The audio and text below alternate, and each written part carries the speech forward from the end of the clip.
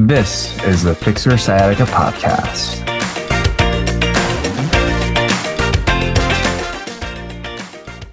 So it has been a while since I've had a solo podcast for just one big reason is the fact that there are so many professionals that are out there whose main job is to help with pain relief, whether it be other physical therapists, chiropractors, acupuncturists, as well as physicians. I think that there has been a lot of negative press on medications and physicians, but ultimately there is a time to use medications, injections, and surgeries. And although I am here, as well as other professionals, to help focus on the minimally invasive procedures, there are scenarios where we need to have those to get the job done. And so there's a lot of experts. There's an opportunity for them to share their experiences with you. So I hope that interviewing these other experts have been helpful for your journey. And so today I'm actually going to be focusing on today's solo podcast and actually sharing with you again the 3-step framework to pain relief. And what's really cool is the fact that this 3-step framework can actually be applied to all different injuries. It doesn't have to be just sciatica pain. It doesn't have to be low back pain. In fact, I actually use this framework to address the clients that I work with who are dealing with shoulder issues, carpal tunnel issues. And it's a very simple 3-step process, which I find to be very powerful. And don't let simplicity get in the way of your recovery. Simplicity exists because it allows us to have the most control over the variables in our life and allows us to focus on addressing our pain in a systematic way. And if we can address pain in a systematic way, we will have much more consistent results versus having to just try to go off the cuff and doing everything on our own without any sort of specific guidance. And so it's a 3-step process. So step number 1 is actually going to be focusing on the activities, stretches, exercises, positions, modalities that actually make us feel good and better. And so what does better mean? Better is a multitude of factors. I think the most common is actually going to be the intensity of pain. And oftentimes when you go to a professional, whether it be a physical therapist, a physician, or even just a movement specialist, they should actually be gauging your pain and how it's feeling. It's not just, do you have no pain versus are you experiencing pain? It's going to be, tell me about the intensity of your pain. And we're looking at a scale of 0 to 10. As long as we're moving closer to 0, that actually tells us that we're in fact getting better. The second category is actually going to be, is the size of our pain, the area of pain actually going down. Is it getting smaller? Is it becoming a little bit more localized? And this is going to be particularly useful, especially when you're dealing with something like sciatica pain, where if you're having pain that radiates all the way down your leg, is that area of pain getting smaller in size? The other category, or the other criteria, is actually, is the pain actually moving more centrally? Is it getting closer to my spine? Because when you're having nerve irritation, when the nerve gets significantly irritated, it can radiate all the way down. But if we're moving in the opposite direction, having it come up closer to your spine, even if your low back is more painful, that actually gives us an opportunity to say, yes, we are heading in the right direction. We call that centralization of symptoms. And if you search centralization of symptoms, they're all positive indicators that you are in fact recovering.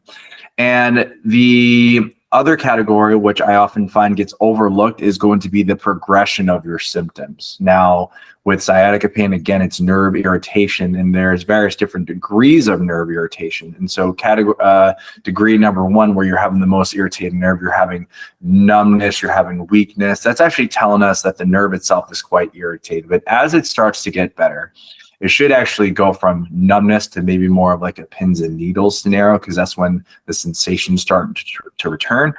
From there, we go into perhaps more of like an electric shock, more sharp shooting pain. We're also having a little bit of burning as well. So again, those, as long as you go from numbness to feeling a little bit of sensation, that actually helps us understand that we're in fact getting a little bit better. From there, we go from sharp shooting to more of a deep ache. And that's where the pain can be a little bit more diffuse. The nerve is healing a little bit better. And again, it's telling us that the nerve is actually regenerating and the stimulus is actually going to be positive. From there, we have a deep ache. We then transition, and interestingly enough, I had a client who was speaking with me and saying it kind of felt like an itching feeling, or kind of what some people like to call it like a heaviness and tightness. Those are the last few remnants of nerve irritation, and that tells us that we are well on our way to actual nerve recovery, which in essence, at the end of the spectrum, fully healed nerve is everything continues to feel normal. And so you have those criteria, and I wish that I was able to flip a switch and say, you do this thing, your pain goes away. In some cases it does, but for the most part, it's going to be a gradual piece. So being able to look into those criteria, and why step number one, which is going to be focusing on the activities that actually bring your pain down and make you feel better, why that's so important is because when you're doing those activities, it provides your body an opportunity to heal. When you're experiencing pain and issues, that's where things start to become problematic. And when we need to have an opportunity to let the inflammation run its course, because inflammation is going to facilitate healing, our tissues begin to heal, which makes us feel a lot better. But then from there, it is important to make sure and understand that there's no such thing as wrong movement. There's no such thing as improper movement. And what's really important is that you might get into a position, maybe an extreme spinal twist, or you feel like assuming the fetal position actually reduces your pain. There's going to be a lot of information that is out there that actually says this position's bad for you, but it's only bad for you when the pain as a result of that activity actually goes up. So if you assume a position and it actually makes you feel better, that is totally okay. Now, step number one is really helpful for folks who are in an active state of pain. And so what that means is, like, if you're sitting here and you're listening to this podcast and you're in pain at this moment, that means that there's got to be some sort of position that can make yourself feel a little bit better. And well, what that also means that this first point is not necessarily the most valid if you don't have pain at rest. So if you're having more so pain during a specific activity, but when you rest, you actually feel okay, that's actually when we move into the second step, or the second phase of this framework, which is going to be modifying or eliminating the activities that actually make you feel worse. When you get injured, your body goes through a healing process. We have the inflammatory phase, the proliferation phase, and the maturation phase. Inflammation, the inflammatory phase, is actually the period of where we're having the most amount of pain. Consider it kind of like when you're dealing with a healing scab. And truth be told, when you have a scab, you should not be picking it, because every time you pick that scab, you're going to facilitate bleeding, and it will actually prolong the recovery process. And so when you are doing activities that actually cause your pain to get worse, you're doing exactly that. You're picking at that scab. And what that also encourages us is that we need to be able to have protection during those healing times. And a lot of people think that when I'm trying to protect a specific area, I'm just going to go ahead and do bed rest. And that's actually the last thing you should be doing, because a lot of research has shown that bed rest itself is actually not beneficial for the healing of tissues. You're going to get stiff, you're going to get achy. It can make things more intense. And again, this step is actually going to be particularly useful when you are having pain with specific activities. And what that really means is, I remember working with a client, and you've heard this over the podcast. This guy was a runner, and he felt fine when he wasn't running, but every time he ran, every time he would go for a run, the pain would actually increase. And so what that meant was, at that point, as you're healing, we should be minimizing the opportunities for running. But also, number two, that also means that we have to look at running. Why is that activity causing pain in the first place? And so this second part of the framework, which says avoiding or modifying the activities that actually bring on your pain, we have to figure out, why is this pain increasing, or why is this activity increasing your pain? And that actually allows us to break down and problem solve and figure out, okay, how can we do this? And ultimately, it turns out that we needed to modify his running after we got his pain under control. We need to modify his running because it turns out that his running form wasn't the greatest, and we needed to make some modifications so he can run pain-free. This episode is brought to you by the Patient Advocate Program. Are you tired of not having support between your rehab sessions? Introducing the Patient Advocate Program, and we're focused on your recovery, and we're offering you 24/7 access to a doctorate of physical therapy. Stop waiting in line to be seen and stop spending hours doing long exercise programs. Imagine being able to get all of your care delivered straight to your phone. Best of all, it's affordable. We believe everyone deserves top-notch relief without breaking the bank. So why wait? Take control of your health today and visit ptpatientadvocate.com and book your free call with our experts. And then step number 3 is actually going to be, once we figure out things that bring the pain down and how to modify things in regards to making sure that we don't flare up the pain, we have to establish a game plan to be able to say, how can we get you back into the activities that you love or the normal day-to-day activities that you haven't been able to do because of the pain that you were in. And oftentimes when you're recovering, and you're feeling a little bit better, the professionals that you're working with will probably say, okay, you can get back and do X, Y, and Z activity, but just don't overdo it. And that is a pretty valid response. But for myself, I really appreciate the objective measurements and understanding of what's going on. And so being told not to overdo it is a very unclear definition of how should I go about progressing into this. Now, before we return into these activities and establishing a return to play, we have to be able to put ourselves in a position to be able to find safe movement. We brought our pain down with step number 1. We modified those activities so that our pain doesn't come back, but now we have to reintroduce those activities that may have been irritating in the first place.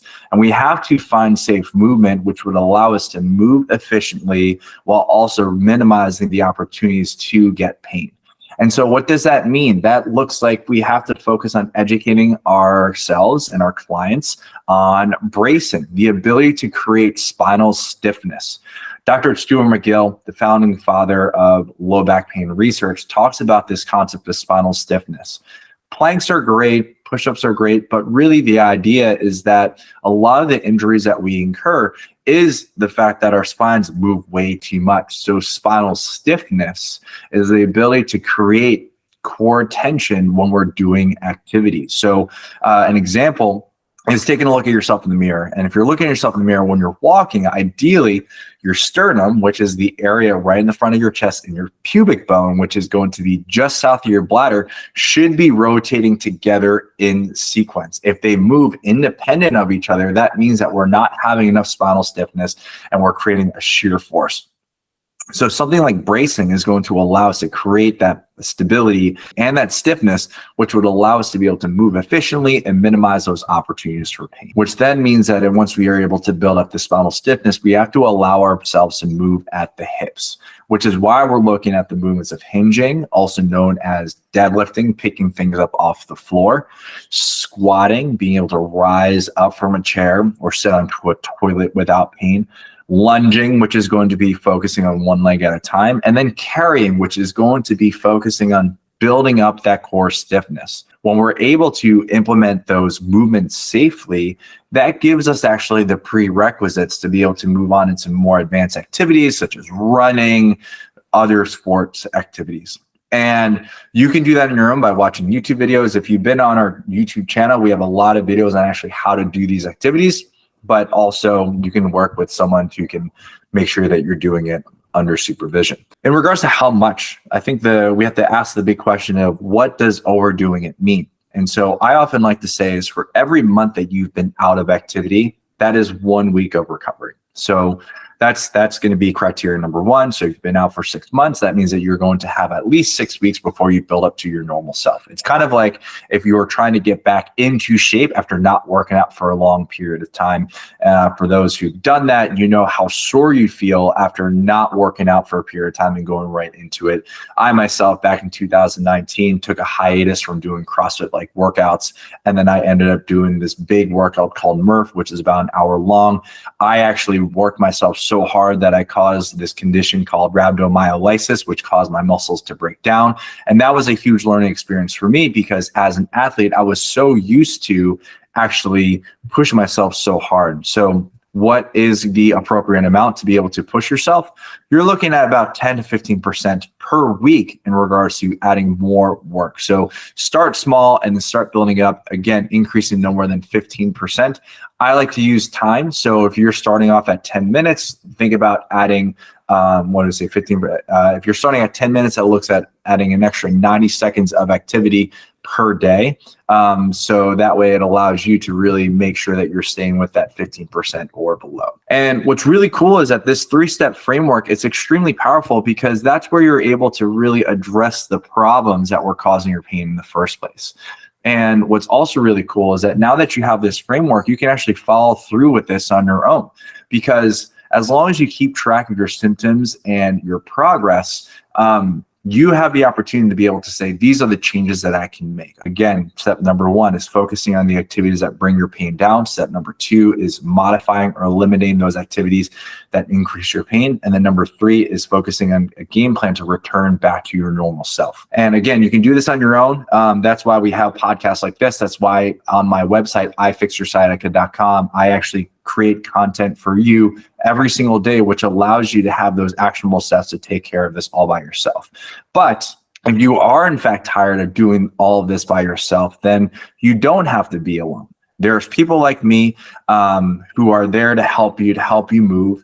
And don't be afraid to ask. And even if you have been burned from one clinician to the other, don't give up on yourself. Don't give up on the folks who are there to help you. And I encourage you to be the biggest advocate for yourself. So if you are receiving care that you like the provider, awesome. But if you don't feel like the care is actually for you at this point, what's going to be important is that you tell them. You say, I don't think this is pushing me I don't think this is making me feel better. A lot of people get concerned of being able to bring that up to their person, to their professional. But I get on these calls, and what's interesting is that people say, yeah, I'm working with this clinician and like they're nice and everything, but my pain isn't getting any better. I'm not here to say your clinician doesn't know what they're doing, but I'm here to say, if they're not making you feel better, tell them, and they should be able to make changes. And if they don't, that might be an opportunity for you to start looking elsewhere in regards to your recovery. If you've been in pain for such a long period of time, I want you to know that there is hope and that you can recover. And as long as you follow this stepwise process, you are going to be one step closer to full recovery. Thank you so much for tuning in. We hope you got some help from today's podcast. And for more info, check us out at ifixyoursciatica.com. Have a fantastic and pain-free day. No patient-therapist relationship is formed by listening to this podcast. We are not providing medical advice, and all information should be confirmed by a medical provider.